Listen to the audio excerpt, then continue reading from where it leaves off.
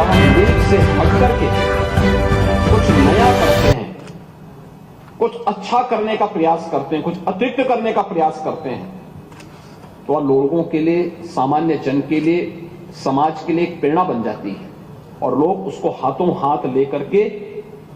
जब सम्मान देते हैं तो वह एक नेतृत्व उस क्षेत्र में जो विकसित किया गया वही एक लीडर का गुण होता है। ऐसे जीवन के किसी भी क्षेत्र में अनंत संभावनाएं होती है अपनी बातों को रखने का, अपने कार्य क्षेत्र को आगे बढ़ाने का। और इसीलिए प्रधानमंत्री मोदी जी ने यह सुनिश्चित किया कि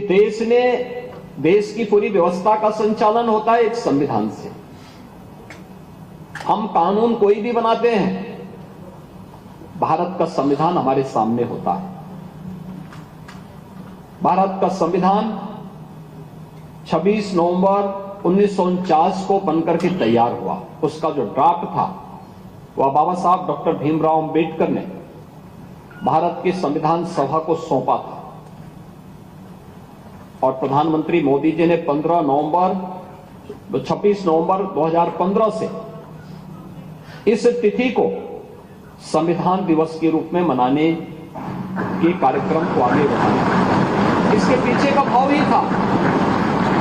इसके पीछे का भाव ही यही था कि हम लोग अपने संविधान निर्माताओं के प्रति कृतज्ञता ज्ञापित कर सके। कृतज्ञता इस बात के लिए ज्ञापित कर सके कि इन्होंने भारत का संविधान हमें दिया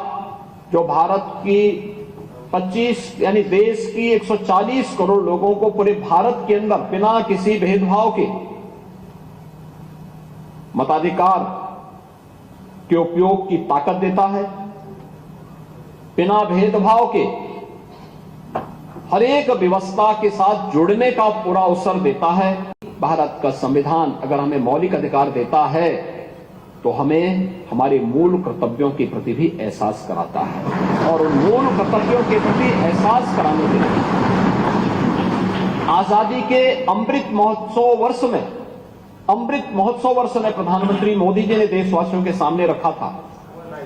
एक विजन रखा था, एक विजन डॉक्यूमेंट 25 वर्ष का, कि देश जब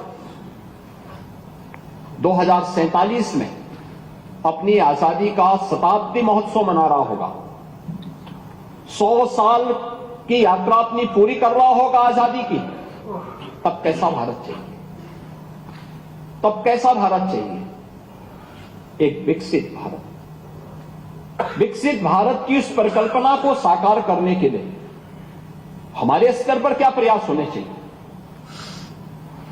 हमारे स्तर पर प्रयास होने हैं हर नागरिक के लिए पंच प्रण की बात प्रधानमंत्री मोदी जी ने की और ये पंच प्रण ही जिसमें विरासत के सम्मान से लेकर के अपने अपने कर्तव्यों के निर्वहन करने तक अलग अलग क्षेत्र से जुड़े हुए कार्यों को, किसी के साथ भेदभाव नहीं करना है, अपने विरासत का सम्मान करना है, अपने कर्तव्यों का पालन करना है। अलग अलग क्षेत्र में जो 5 प्रण प्रधानमंत्री मोदी जी ने आजादी के अमृत महोत्सव वर्ष में देशवासियों को दिलाए थे,